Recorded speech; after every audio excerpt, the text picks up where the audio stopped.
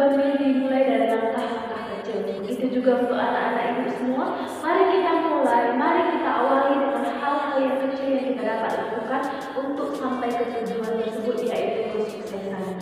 Nah, berjumpa kembali dengan saya Ibu RD di mata pelajaran Pendidikan Pancasila dan Kewarganegaraan. Di pertemuan ke-8 ini kita akan membahas materi baru atau bab baru, yaitu berjudul memperkokoh persatuan dan kesatuan bangsa dalam Negara Kesatuan Republik Indonesia atau NKRI. Nah, sebelum memasuki materi kita, mari kita sambut dengan salam SSD, semangat, fraternitas, Dima.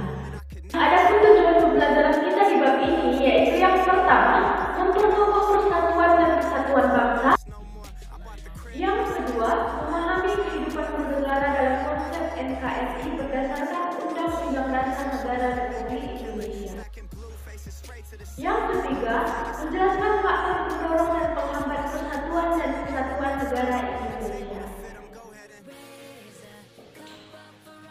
Yang keempat, mengidentifikasi perilaku yang menunjukkan sikap menjaga kesatuan dan kesatuan negara Indonesia. Yang kelima, menyajikan hasil identifikasi faktor pendorong dan penghambat persatuan dan kesatuan dalam NKRI. Nah, berjumpa kembali dengan saya Ibu RB di pertemuan ke-8. Nah, jadi di pertemuan ke-8 ini kita akan membahas materi baru atau bab baru, yaitu memperkokoh persatuan dan kesatuan bangsa dalam Negara Kesatuan Republik Indonesia. Dapat kalian lihat di bab 6 di buku kalian di halaman 174. Nah, jadi di mana di materi ini kita mempunyai tujuan pembelajaran, yaitu memahami makna persatuan dan kesatuan bangsa. Yang kedua, memahami kehidupan bernegara dalam konsep Negara Kesatuan Republik Indonesia berdasarkan Undang-Undang Dasar Negara Republik Indonesia tahun 1945. Yang ketiga, menjelaskan faktor pendorong dan penghambat persatuan dan kesatuan bangsa Indonesia. Yang keempat, mengidentifikasi perilaku yang menunjukkan sikap menjaga keutuhan Negara Kesatuan Republik Indonesia. Dan yang kelima, menyajikan hasil identifikasi tentang faktor pendorong dan penghambat persatuan dan kesatuan bangsa dalam Negara Kesatuan Republik Indonesia. Nah, selanjutnya di pertemuan kali ini, di pertemuan ke-8, kita akan membahas satu subbab saja, yaitu makna persatuan dan kesatuan bangsa.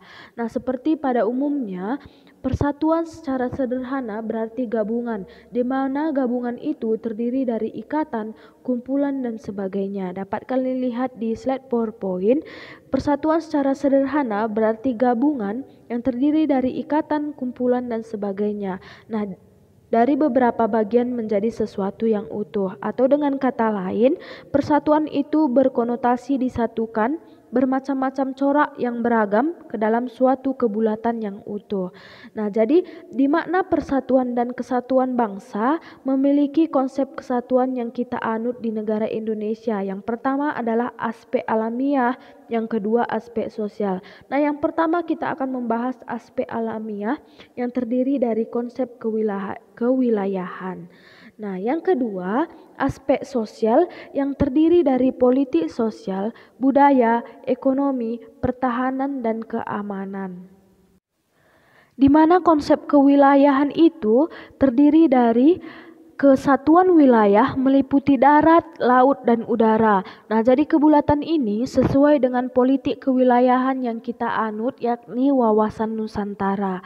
Berdasarkan konsep wawasan Nusantara, negara kita memiliki karakteristik berikut. Nah, jadi di wawasan Nusantara ini kita akan membahas apa-apa saja karakteristik tersebut. Nah, selanjutnya kita akan membahas kesatuan wilayah yang seperti Ibu katakan tadi, kesatuan wilayah meliputi darat, laut, dan udara. Nah, kebulatan ini sesuai dengan politik kewilayahan yang kita anut. Yang pertama, substansi persatuan dan kesatuan bangsa itu terdapat jumlah konsep dasar, diantaranya adalah yang pertama persatuan, yang kedua kesatuan, yang ketiga bangsa, Yang keempat, integrasi nasional. Yang kelima, nasionalisme. Dan yang terakhir adalah patriotisme.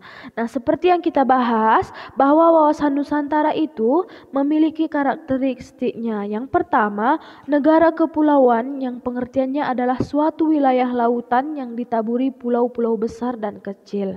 Nah, yang kedua, karakteristiknya adalah konsep utamanya adalah manunggalnya wilayah laut, darat, dengan kewilayahan udara. Yang ketiga, laut atau perairan merupakan wilayah pokok, bukan merupakan pelengkap saja. Yang keempat, laut merupakan bagian yang tidak terpisah dari daratan, bukan pemisah antara daratan dan pulau yang satu dengan yang lainnya. Nah, jadi itu adalah karakteristik wawasan Nusantara di negara kita Indonesia. Nah, selanjutnya seperti yang Ibu kasih tahu tadi, bahwa di konsep kewilayahan ada darat, laut, dan udara. Nah, sekarang kita masuk ke aspek sosial, di mana aspek sosialnya yaitu politik, sosial, budaya, dan ekonomi, serta pertahanan dan keamanan. Nah, jadi kita akan membahas perwujudan Kepulauan Nusantara sebagai satu kesatuan ekonomi. Nah, jadi aspek sosial yang pertama kita akan bahas yaitu ekonomi, di mana bahwa kekayaan wilayah Nusantara, baik potensial maupun efektif, adalah modal dan milik bersama bangsa. Keperluan hidup sehari-hari harus tersedia merata di seluruh wilayah tanah air. Yang kedua, tingkat perkembangan ekonomi harus serasi dan seimbang di seluruh daerah tanpa meninggalkan ciri-ciri khas yang dimiliki oleh daerah-daerah dalam mengembangkan ekonominya. Yang ketiga, kehidupan perekonomian di seluruh wilayah Nusantara merupakan satu kesatuan ekonomi yang diselenggarakan sebagai usaha bersama berdasarkan asas kekeluargaan dan ditujukan pada kemakmuran rakyat. Nah, jadi itu saja yang merupakan perwujudan di dalam aspek sosial yaitu kesatuan ekonomi. Nah, selanjutnya aspek sosial yang kita bahas adalah satu kesatuan di bidang politik, yaitu perwujudan Kepulauan Nusantara sebagai satu kesatuan politik. Seperti yang kita ketahui, bahwa secara psikologis bangsa Indonesia harus merasa satu, senasib, sepenanggungan, sebangsa dan setanah air, serta mempunyai satu tekad dan mencapai cita-cita bangsa.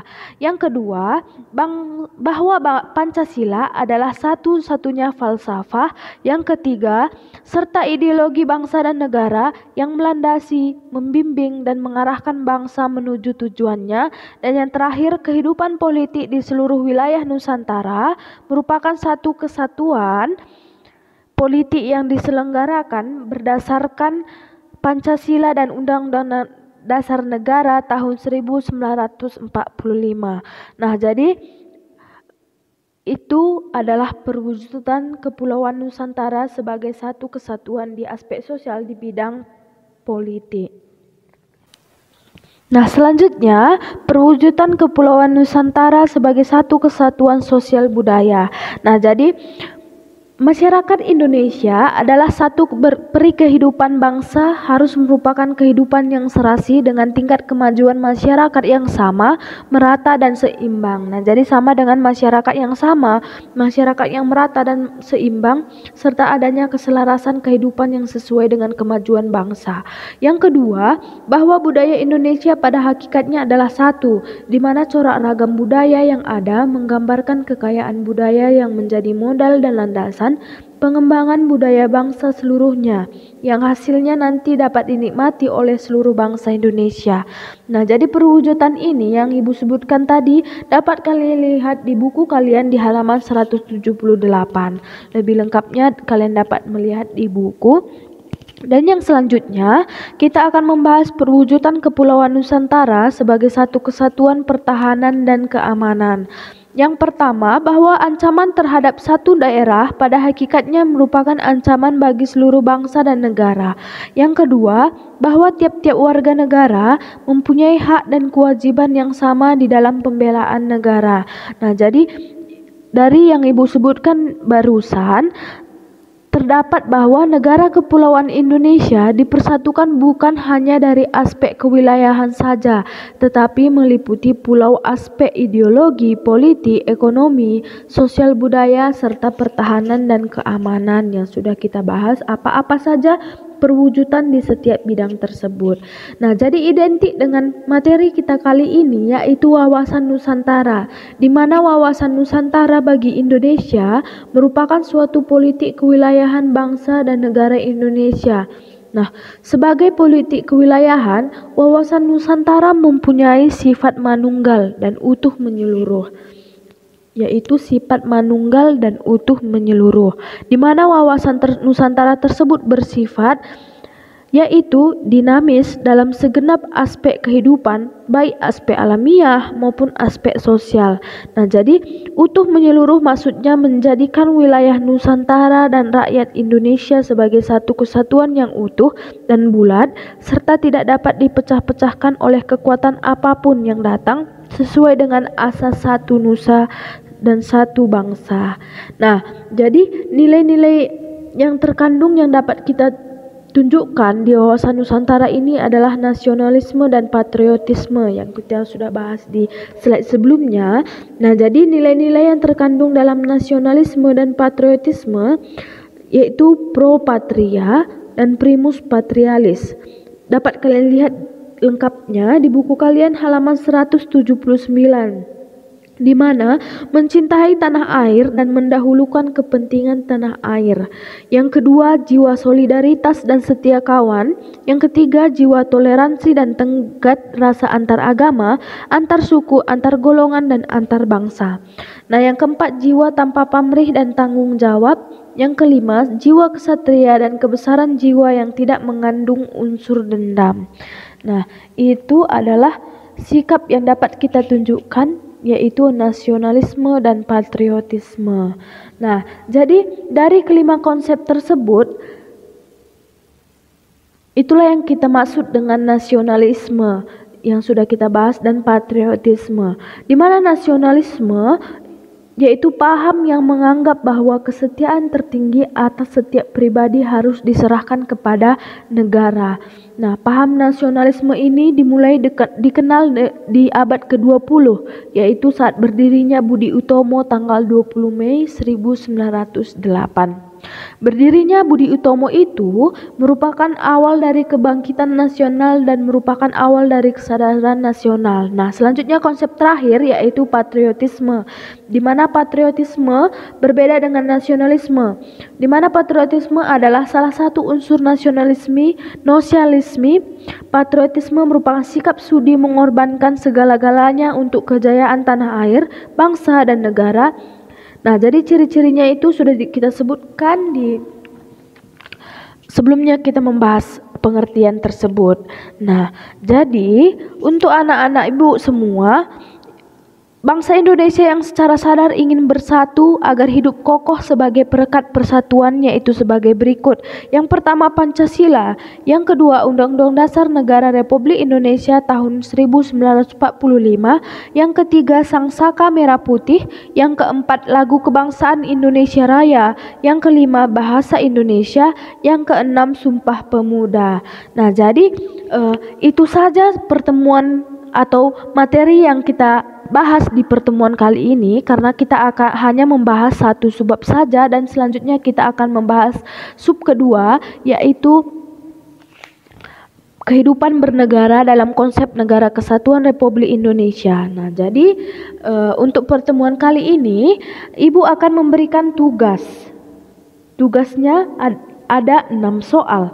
Ibu akan membuat soal pertama dan soal kedua di video pembelajaran. Nah, jadi kalian harus menonton video pembelajaran ini harus sampai selesai agar kalian dapat melihat apa soal pertama, apa soal kedua, dan selanjutnya soal ketiga, keempat, kelima, keenam Ibu akan mengirimkannya di Google Classroom pada saat pembelajaran daring dimulai.